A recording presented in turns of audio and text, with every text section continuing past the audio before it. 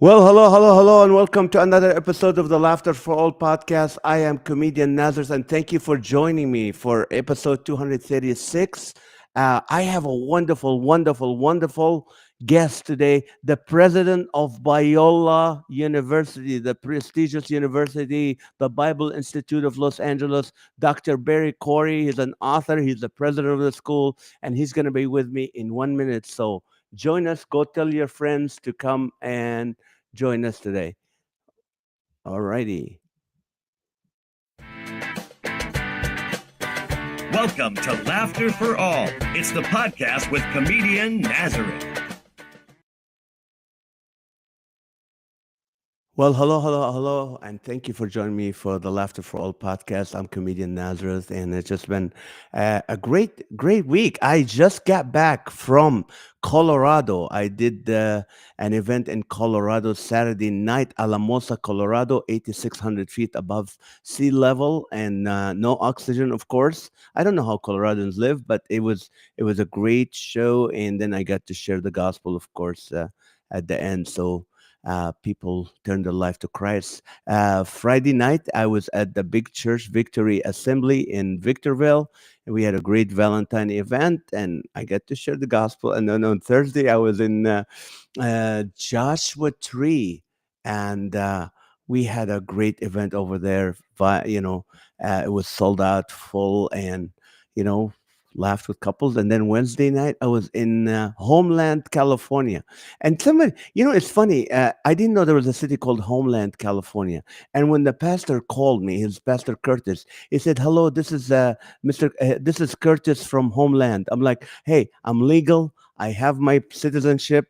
What do you guys want from me?" I thought ICE will be after me, not Homeland Security. Anyway, so it was Homeland. But anyway, enough of that. So I got home yesterday, I think last night. So it's so good to be with you guys. I'll be heading to Colorado again this Thursday. But I don't want to take time. Dr. Corey, I had the pleasure of working with him at the Biola Media Conference at the Fox Theater, the Fox Studios. Also, I have a lot of friends who came out. Phil Cook, the producer, Dean Batali. We have Adam Christing, Dan Rupel, Jim Hope. All these guys were out of Biola. My son John graduated. He did the movie Mallory and another movie, and it just a great school, a wonderful school. So please let me introduce him officially. Dr. Corey is the eighth president of Biola University. Since assuming the role in 2007, Dr. Corey has led Biola into its second century with the launch of an ambitious 10-year university plan, completing the largest fundraising campaign in Biola's history by exceeding its 180 million goal, creating four new academic schools and embarking on a major university transformation journey to position Biola to flourish for decades to come. He has done this while honoring the mission of the university and its unique contribution to the landscape of higher education. He's a native from New England, the other side of the continent. Corey previously served as Dean of the Faculty and Vice President for Education at Gordon Conwell Theological Seminary, as well as Vice President for Development. He received his BA in English and Biblical Studies from Evangel University and his MA in American Studies and PhD in Education from Boston College. As a Fulbright scholar, Barry lived in Bangladesh, where he researched educational programs for children of the landless poor. Corey is the author of the books Make the Most of It, A Guide to Loving Your College Years, Love Kindness, Discover the Power of a Foreign Christian Virtue, and his writing has been featured in publications like the Washington Post, the National Review, Relevant, and Converge, among others. He serves uh, he currently serves or has recently served on governing boards such as that of Gordon Conwell Theological Seminary, the Museum of the Bible, the National Association of Independent Colleges and Universities, Christian Book International Outreach, and the Council for Christian Colleges and University. Please welcome Dr. Corey. Thank you, Dr. Corey. Thank you, Nazareth. Great to be on your program. And I could just listen to you all day, but not talk about me, maybe talk about other things like high altitudes and whatever else you like to talk about. We can. Why Bangladesh? When I was in my 20s, I was going through what I call a crisis of normalcy. Hmm. That is, my life had been, rather uneventful. I mean, loved my parents. They loved me, got along with my sister. No frying pans flying across the kitchen. No, jug of moonshine like in my father's closet. No, no one like was stricken with any like terminal diseases. And I began to wonder, like, how strong is my faith when things are going so well? And so I didn't have a crisis wish that I wanted something terrible to happen to me or anybody close to me, any loved one. And so I was doing my graduate work at Boston College. I was walking down a hallway in one of their Gothic halls there, and I saw a sign for the United States Fulbright program, and just something clicked. I thought maybe I'll try that, and then it took me about 8 months to be accepted into it, and I decided I was going to go to a place that was as unlike me as possible, and so arguably one of the poorest countries in the world, most densely populated country in the world outside of some city states like Singapore and Hong Kong. 85% Muslim, 14% Hindu, 1% everything else. And so I immersed myself there for a year and worked, as you said, on research projects for children of the landless poor. I was not part of a Christian organization, worked with nationals there. And it was for me to, certainly help, but also a bit of self-discovery for me as well. And it was formative for me and remains so to this day. What did your parents do that you at age 20 decides you're doing your PhD, you want to go, on mission and do something that why didn't you just like other 20-year-olds decided, hey, I'm just going to go party and have fun and go find myself?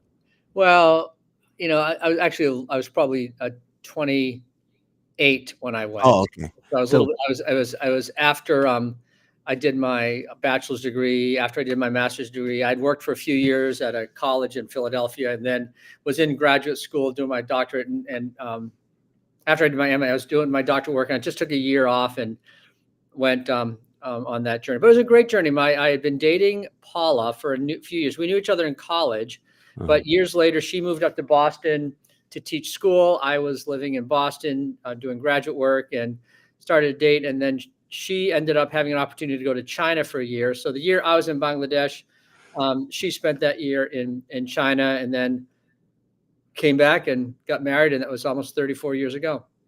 Was it when you came back from Bangladesh, was it your dream to one day be the president of a prestigious university, or it was not on the plan? It really wasn't on the plan. I was formed in many ways by Christian higher education, and that happened to me as an undergraduate. And I thought, well, that's a great place to invest your vocation if it's something that you are so strongly um, kind of shaped by and committed to.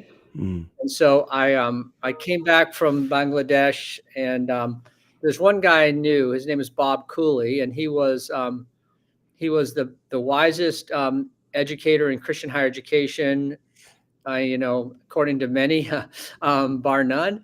And he was the president then of Gordon Conwell Theological Seminary in Boston. Well, I was near Boston, so I thought I'm going to see if he'll spend some time with me. So I made an appointment, and I wanted 15 minutes of his time. I had just gotten back. It was like September of 1991, Mm. and I walked into his office. I'd gotten skinny that year, and I had a ponytail, and I sat down with him, and he didn't know me that well. And instead of 15 minutes, he sat with me for 2 hours and just talked to me about options in Christian higher education. And one thing led to another, and somebody that worked for him, a vice president, hired me. And Bob Cooley said, if you get hired here, I'm not the one hiring, but I'll mentor you. And I thought, you know what? I'm turning 30 in a month. I'm about to get married, finishing my degree. I need a mentor. And he made good on it, and he mentored me until April of 2021 when I Wow, 10 spoke. years.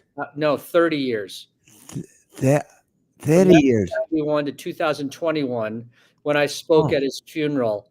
And it just underscores how important it is, um, for those who have experienced great leadership roles to um, invest in the rising generation and mentor. He had nothing, Nazareth, nothing to gain from that. I had everything to gain. Yet he Mm. gave his time. He gave me, I wanted 15 minutes. He gave me 2 hours. And if some 29-year-old ponytailed kid walked into this office here trying to figure out what he wants to do with his life, I'd be hard pressed to give him the 15 minutes, let alone 2 hours. And so I've learned a lot of lessons about the humility of mentoring from Bob Cooley and others. Were you ever a professor where you taught classes? No, I mean, No. maybe an adjunct here or there, but no, it's been a different road for me, not coming through the classroom, but coming through, fundraising. And then I became the academic dean at the seminary. And then 18 years ago, started hearing from about opportunities here at Biola. Now, you did something at Biola that really, I mean, I will dislike you for it forever, which is you had with the freshmen, when the freshmen come to Biola, the last day, the parents say goodbye and do communion with your kid, with the kids. And that's, I think the first time my kids saw me like tearing up, I'm like, go. I'm like, Mr. Corey, I'm going to get you for that one. But it's just amazing what you're doing with Biola, but where do you see right now with people screaming out, "You don't need student loans. You don't need to go to college. Look at these guys are becoming very wealthy just doing social media and doing this and that." Where do you think this is going? Well, I don't know where it's going, but I know where we're going at Biola. So I will say that. I mean, and I get it. I mean, higher education is expensive. Um, if you look at some of the work that Georgetown University does, it says on average over a lifetime, higher college graduates make $1 million more than those who didn't finish college. And now that's not any reason to go to Biola or to UC Berkeley or to Purdue or anywhere else. But at Biola, we, let's say if you're an undergraduate like your son John, you come here in your late teens. Those are arguably the most formative years of your life, Mm, relationally, spiritually, socially, intellectually, emotionally, psychologically. And why not be at a place that puts a high premium on character formation, a high premium on what truth is and how to pursue it in a way that it's not angry, it's not defensive, it's not insular, it's not condescending. In a place where you're going to get a degree that is going to be excellent in its character to prepare you for the life on the other side, but not just prepare you for a job like 3 months out, but prepare you for your life 30 years out. I just think that there's something happens in community at a mm. place like Biola with 5,432 students. It's easy to remember 5, 4, 3, 2, just in case somebody asks you that. Yeah. So, and, and, we're a place where we help students think deeply about the world of ideas. I often use the metaphor of a bubble. We're not a bubble to Mm, protect students from everything outside of our campus. I mean, that would be derelict of us to educate students that way. But we're not a boot camp either to indoctrinate students, to brainwash them into some whatever the most fashionable ideology is. mm, So neither a bubble nor a boot camp. We are far more a greenhouse where this a community with a structured and orderly way of learning and help students grow and flourish and learn how to live a life that is both fully embracing truth and fully embracing grace in a community committed to excellence. I just think that this is a worthwhile investment. And I think a lot of families obviously do too as well, given the number of students that we have. Now you don't seem like a president of a university because you're like they're outside with the kids and they love you and they're hanging around you. They're taking. I remember when John was there. You're taking selfies with the students and all that. If you were not a university president, what do you think your other career would have been? I'd probably be your sound manager for Comedian Nazareth. Um, Oh, I so I can use like one, right? travel around with you and like help you set up your microphone, and you can Oh, test your best jokes out on me, and I would be very honest with you.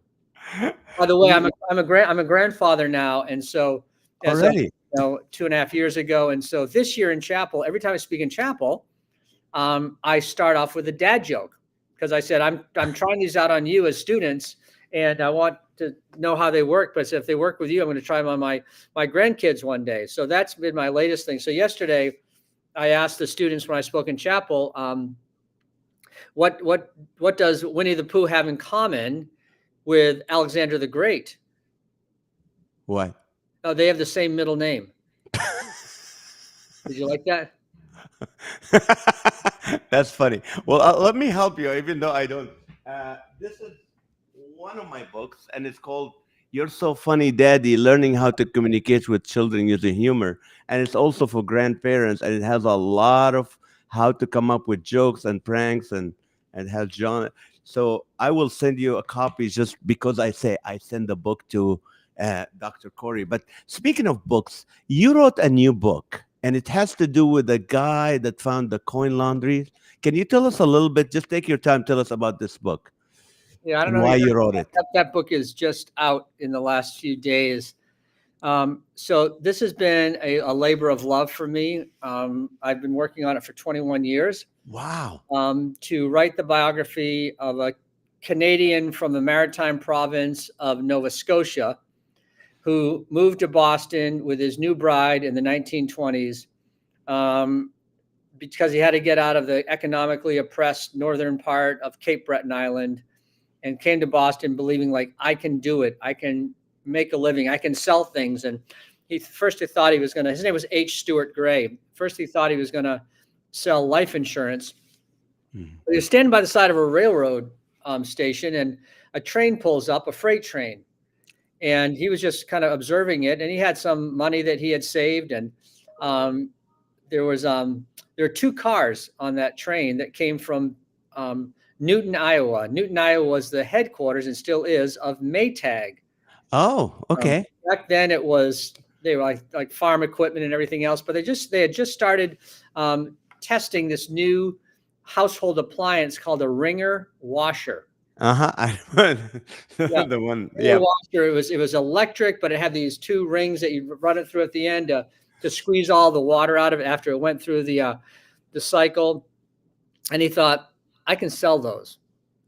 And so he took them out on consignment, that those two carloads, and started going door to door in Boston with some pickup trucks that he had leased, and got a friend of his to work with him. And he started selling them. This is in the Mm. mid 1920s, a little later in the 1920s. And he was doing great. The World War I was over.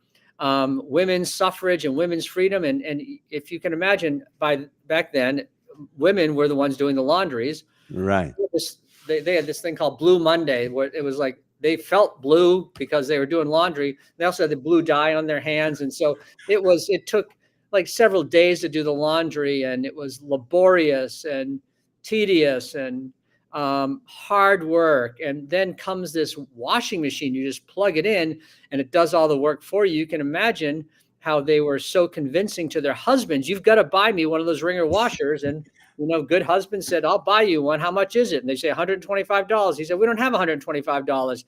They said, I know, but this man, Mr. Gray, came by and he said, we can just put $10 a month into an envelope and he'll collect it for the next 12 and a half months and Wow. we'll own it. So he would give them the washer and they'd be paying every month on that. The problem was in the late 1920s, what happened? The depression, the Great Yeah, the Depression. stock market crash, the depression came. And so many of those families that had purchased these wringer washers but hadn't fully paid them off, he was working with them on new payments, but there came a point where some of them they couldn't pay anymore. They lost their jobs, they didn't have any money, they had to move to another place. So he'd have to go back and pick up all of those washers that people couldn't afford anymore. He brought them back to his warehouse. He said, what in the world am I going to do with all of these wringer washers sitting around that aren't even paid for? And a normal person would say, well, I'm just going to file bankruptcy. Yeah. He was not a normal person. He said, no, I can figure this thing out. And so what he did was, back in the day, and I'll end here, if you were renting a tenement apartment in the city, oftentimes you'd rent the refrigerator too in it. And you'd rent it because they'd have a little coin operated meter on the Mm, refrigerator. You put a nickel in, it lets the electric cycle go for 24 hours. And if you don't want your food from going bad, you have to put another nickel in. And so that was their way of renting you your refrigerator. Well, he thought, what if I take that meter, put it on the side of a wringer washer, recalibrate it for 1 hour, which was one entire cycle, uh-huh. rather than 24 hours, and take that and bring it to apartment buildings, military bases, and universities. Then it was for him MIT and Harvard. And he began putting these ringer washers in empty rooms there, and people would go and they'd put their coin in and they'd do their laundry. And he ended up leaving the door-to-door business, and he was one of the early pioneers of the coin-operated laundry business, which, his company ended up doing really well. It was sold on the New York Stock Exchange. And but I want to say this, because this is the, I mean, there's lots of entrepreneurs out there, Mm, but his whole relationship was built on trust. So let's say Nazareth, he hires you as a coin collector. So mm, you have to go to the college dormitories, you have to go to the military bases, you have to go to the apartment buildings all over Boston and collect those coins. Well, how do I know that you're not slipping some of those into your pocket, right.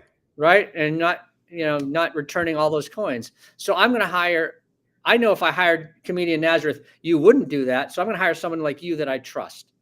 And Mm, so he hired trustworthy people, because there were no meters on, I mean, there's no counter mm, on those meters. So he had a trust that you're going to bring all that money back. And right. so, he'd pay you a living to, take care of your family. But let's say you did that for 40 years and you retired. Well, we didn't really have a retirement count for you, but he was doing so well in his business then that he said, Nazareth, this is what I'm going to do. I'm going to put $200,000 into an account, and I'm going to give you 5% of that every year until you die.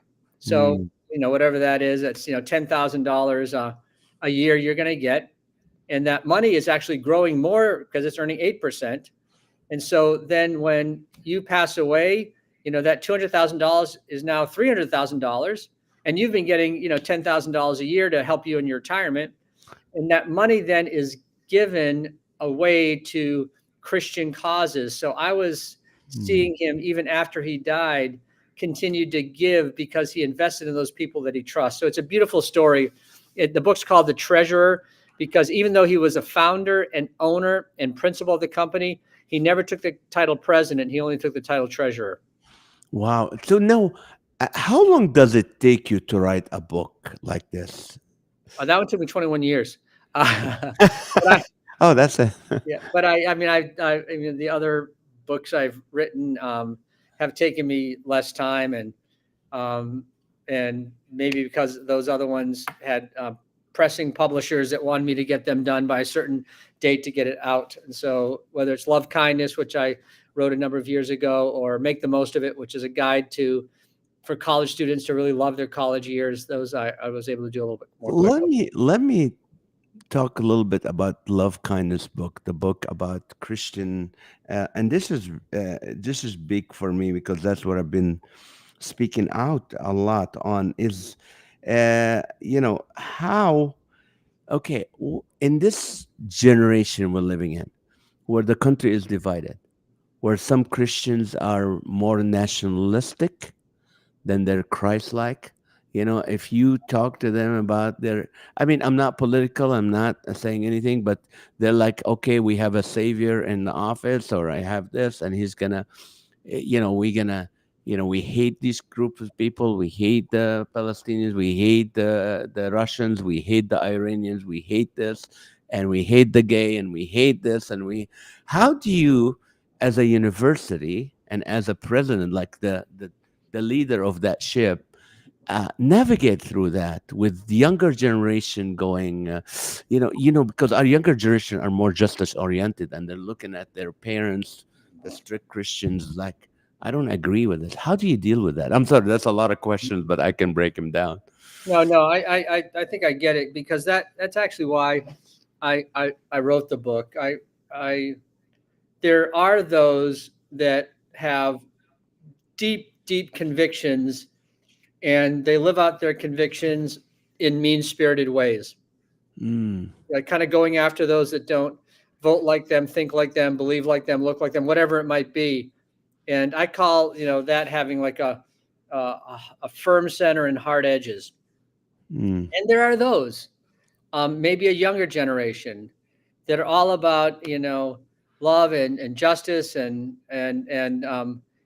accepting others. They have these soft edges, but they also have this spongy center that has no conviction to it. It's just this kind of mushy middle, um, and that is not the way that we're called to live either. Rather, I believe, the the the truth is clear in Scripture and in the gospel, that we're called to a life of what I call a firm center and soft edges. mm. Certain firm center having like deeply held beliefs, and we care about that. At Biola University, we offer, as John took your son, 10 courses in Bible required Yes, for that's undergraduate why. student, and biblical truth is integrated through all of our programs. And so we care deeply that students know the difference between right and wrong, good and evil, and they have a deep sense of collection of a conviction of what does the Bible say and what is revealed in God's word, that helps me like have these deep convictions, but living out those convictions with kindness and with charity and with hospitality and with winsomeness and with listening to other people while wanting to learn rather than listening while waiting to respond. And that's what I believe is that firm center, soft edges is the antidote to what you brought up a few minutes ago, Nazareth, of what's wrong with our world today, why there is division. It's easy to be in your own echo chamber, Uh, talking to people that are just like you about how bad the other side is. And then, you get that in social media, you get that on some network news, you get that in politics and the media. So like there's something about that. You're safe in your little bubble, and you can all talk about how bad the other side is, but you're not making a difference. mm, And so that's what we're called to live gracious lives. When Jesus says, love your enemy and pray for those who persecute you, sometimes we love, but we don't pray. And sometimes we pray, but we don't love. mhm. And Jesus says, you don't get to pick your verb, because love demands proximity, because he says, love your enemy. So what's your Right. proximity to your enemy? And pray means you want the gospel to have a bearing on your enemy, so that, as one preacher once said, you don't win your enemies to Christ, you win your friends to Christ. So you have to first make your enemy your friends. That's a very good answer. And I love that. And just as a Christian Palestinian myself, to hear, pastors that I look up to saying, "I know we hate the Palestinians, we hate this, and get rid of them." I was like, wait, where's Christ in this? Where's Jesus? What would Jesus say that? So that's always have been.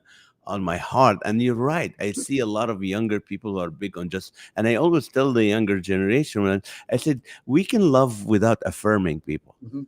I love you, but I don't affirm you. I don't agree with your maybe religion or your sexual orientation, but I love you as a Christian. I love you, and if you're my enemy, I love you because the Lord told me to do it. And you're right. Where's my proximity to the throne of Christ in that? So, how do you deal with the new AI and people, students trying to use AI to to get, and the AI of writing books now? How do you deal with that personally first? There's sometimes we think a lot about AI and how it's misused by students, and that can happen anywhere, and that is a reality.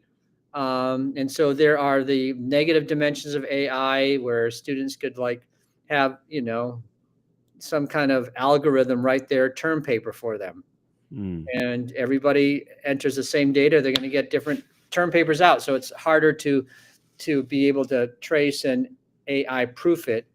But there are ways in which you can do that. But I think the bigger issue really has to do with it is here and it's not going away. And Hmm. it's going to change the way in which a lot of us are going to be doing business and at universities and colleges, how we're going to be doing education. How are we helping? You know, so we have to do two things at Biola. Um, One is that we need to prepare students for careers that involve artificial intelligence, and that also mean there's some careers that are going to go away. Some Right. they're not going to have anymore. Some coders that aren't going to be doing the coding because AI is going to do the coding for them. So how are we preparing students for an AI world? That's one. But the other is how are we helping students think morally, ethically, biblically, Mm. theologically about artificial intelligence and what is going to be we're working right now on a kind of an AI manifesto of like helping what are the ethics of artificial intelligence that become our kind of our our the lanes that we need to be in to make sure that we're not abusing it, that we're using it for the good and not for the bad. And so that's really been our approach at Biola. We have the first AI lab and AI studio, I think, in Christian higher education today. We're hiring AI specialists in our faculty from leading educational institutions and industry because we know that this is going to be an area that we have to grapple with. And isn't it great when you can hire faculty that have gotten degrees from science degrees here from Penn or Caltech or UCLA or Stanford, and they come to Biola because they don't have to separate their faith in their scholarship, their faith in the research. They see them as one, and that's what is so exciting about being in this enterprise of Christian higher education these days, even as it relates to artificial intelligence, Nazareth. And you guys always been that way. I mean, I remember when John was in Dean Yamada with his experience and all the equipment that you guys when I was blown away. It's like advanced because normally when you think Christian university or Christian college, you're like, and they're just like, hey, Jesus loves you, and this is still an old system, but Jesus loves you. So that's not the case for you guys. Well, let me ask you this: how do you raise over 180 million dollars? I remember the last time I had a conversation, Greg Leith was still working for you, and he goes, Nazareth, we want you to come and do comedy for our donors. And then he left, and then well, they said, Dr. Corey, he's the man who raises the money.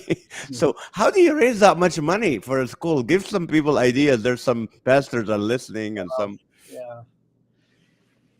Um, you know, I will say at the end of the day, we plant and we weed and we water, right, and we till the soil, but God causes things to grow, and so when we raised that much money, it was really God's miraculous provisions because when the campaign was done, we didn't want to look back and say, oh, what a great fundraising team we have. We want to say, oh, what a great God we serve. So let me just say that, and that's true.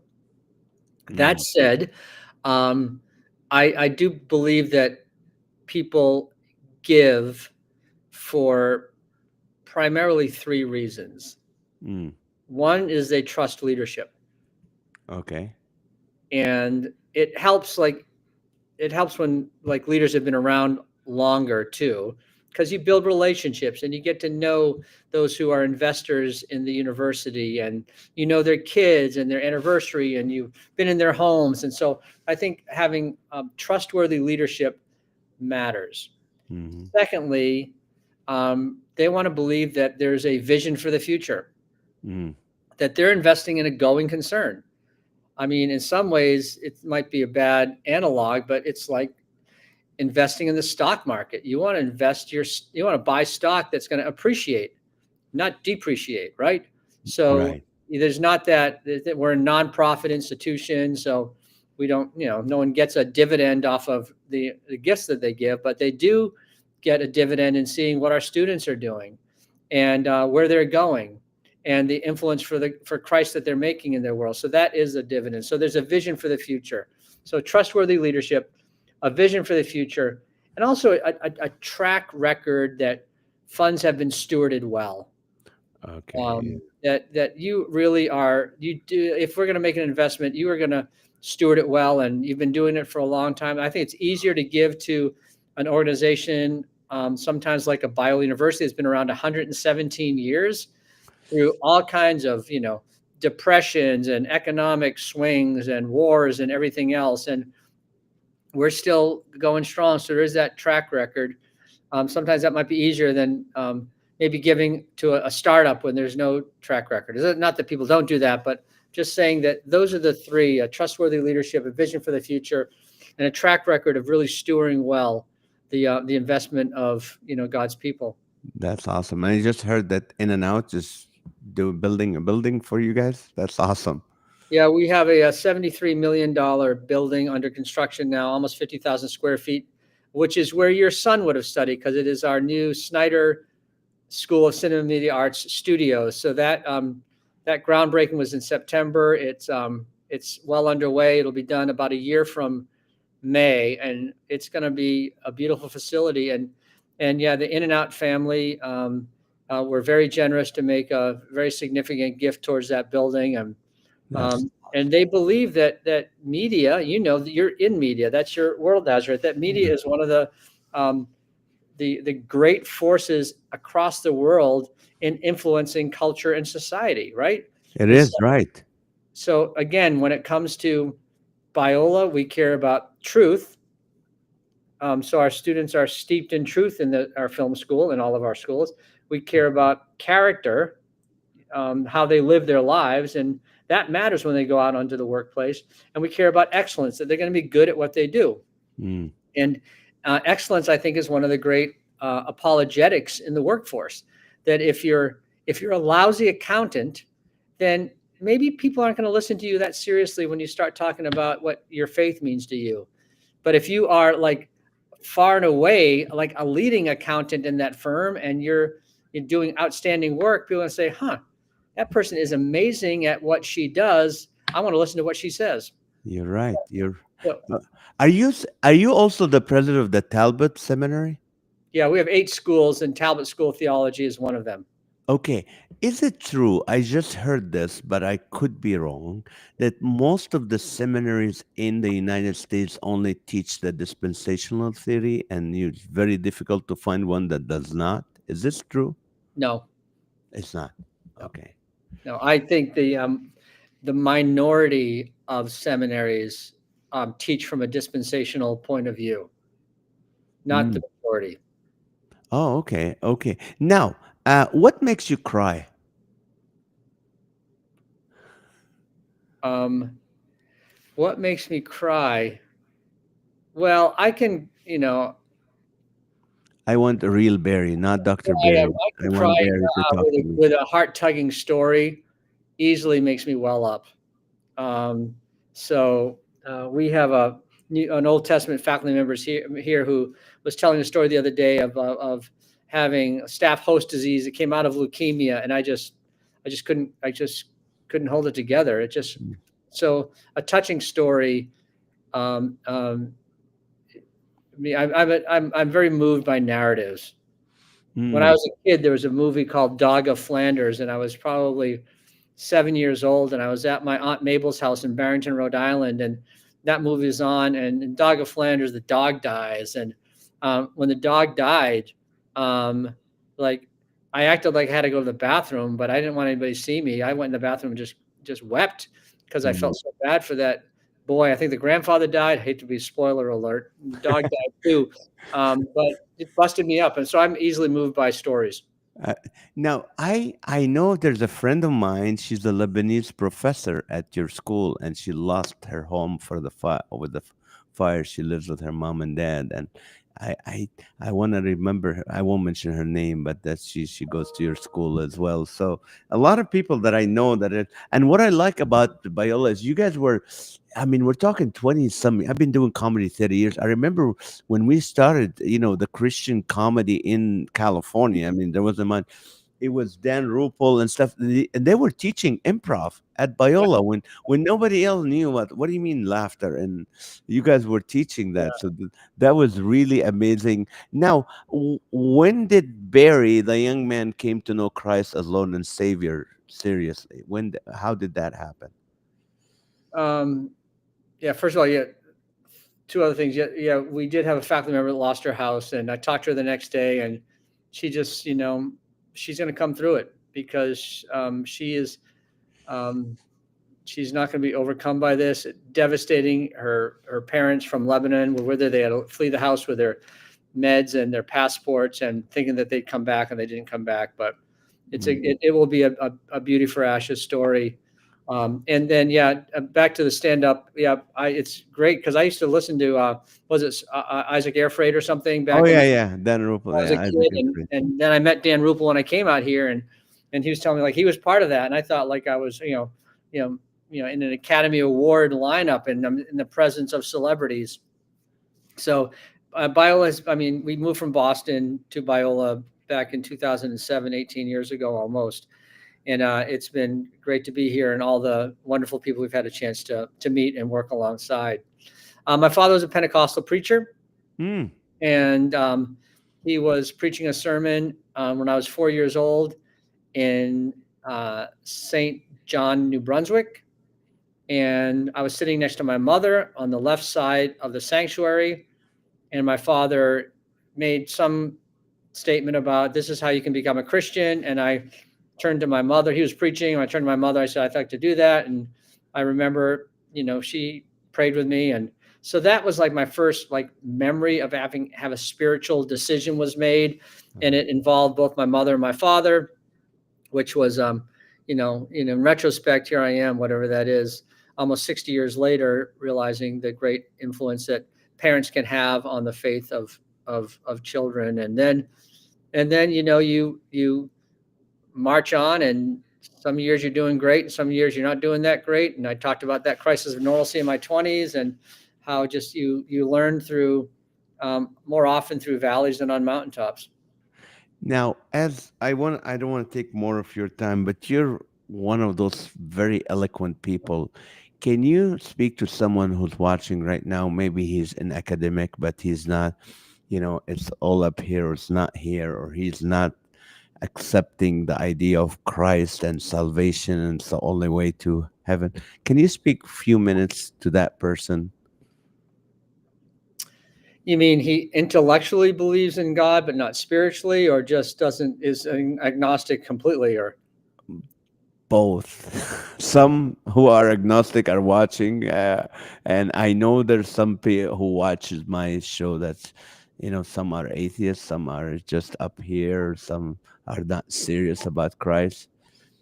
yeah, I mean, we've got some great apologists and philosophers at Biola, like Greg Gansel and Tim Pickavance and J.P. Moreland and Scott Ray and Ken Dunnington and um, you know Tom um, and Greg, who also teach in the philosophy department. So I mean, they've got some great people here. But so they've many have written books on apologetics. We have an apologetics master's program here. But I think that the reason for God works for some. So if you're reading a Tim Keller book, or if you're reading C.S. Lewis, or Yeah. you're reading Lee Strobel's book, that all is wonderful. Um, and it helps some people, and others it's through how they see Christ lived out in a neighbor's life, in word and in deed. I think that is the what helps some folks say, the way in which I see that person live, there has to be a God, and I want what they have. Other people, it's through a crisis. They everything's going great, and then suddenly the floor falls out, and they have Mm. nothing there as a foundation. And so I'm not sure if there's one answer to that question of the intellectual who doubts the reality of God. And I do think that relationships matter.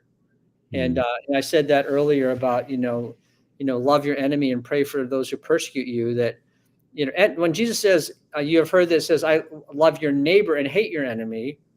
but I say love your enemy, and he's comparing neighbor to enemy. Neighbor are those you're in community with. Hmm. An enemy doesn't mean those you're combating with, it's those you're not in community with, outside of your community. So I think that is the difficult part for some Christians, is to get outside of their own communities and build relationships that, though, for those who don't quite see the world the way they do. And hopefully, sometimes it's a long gestation, sometimes things happen quickly, and Right. sometimes, I don't know how God works in that regard, but sometimes, it doesn't happen at all. Perfect. Perfect. Well, I appreciate your time, Dr. Corey. I know I had Lee Strobel here too, and he explained it too. He It's probably so explained it good. better than I did, but anyway, he's good. No, I mean that's his. His son teaches here on the faculty, Kyle Strobel. So we've got the son of Lee teaching at Biola University in our Institute for Spiritual Formation at Talbot School of Theology. And I also had Josh McDowell. He's a personal friend, and his son also teaches. And his son, yeah, Sean, teaches here. Shantis, this is amazing. This is a great school, and thank you, thank you, thank you, Dr. Corey. Hopefully, we'll get to. I spoke at Biola before 2007, but I would love to come back someday and just. I'd love to have you. Do you guys do alumni like gatherings for the alumni? I Yeah, did we that do. to And William Mary. yeah, that'd be great. And you probably have new stuff that you're coming up with all the time. Oh, all the time. Yes. And very careful with that because right now we're trying, like, my goal as a comedian, I want to, at the end, like, unite the people. I don't Yeah. want to offend anybody. I don't want to make it. So I'd like to bring them together. Sometimes I get to share the gospel, but if I'm doing like a fundraising gala or for Christians, I just want to lift them up, make them laugh without being offended. But I'm not selling myself right now. I will send this book to your assistant so she can give it to you.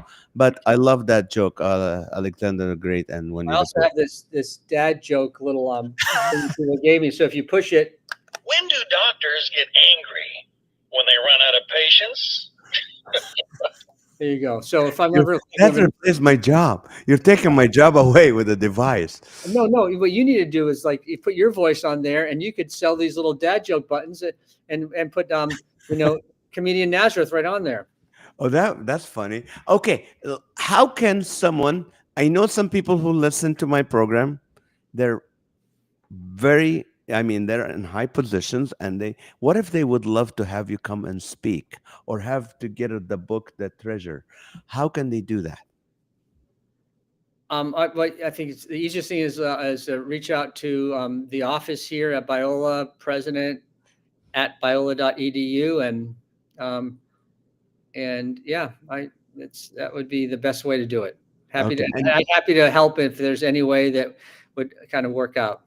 perfect. Thank you, thank you, thank you for your time. I know you're a busy man, and you can go back to your family and your life. God bless you. Thank you, All right. Dr. Corey. Take care.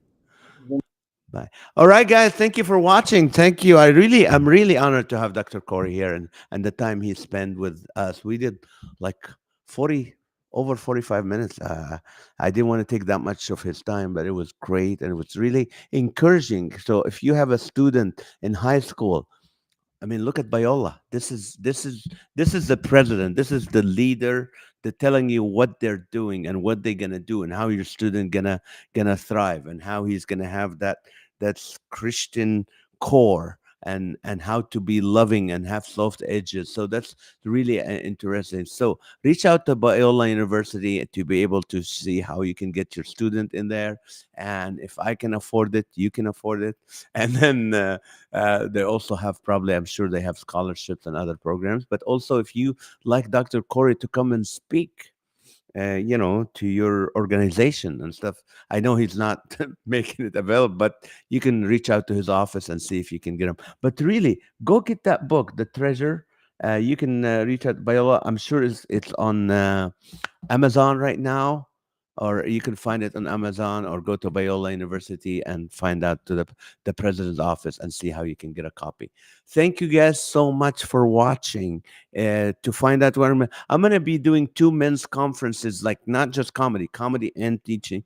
In March, the first, I think the second weekend, I'm in Florence, Oregon, and then the week before, I'm in Seattle, Washington. So See you guys. Love you and have a great night. God bless.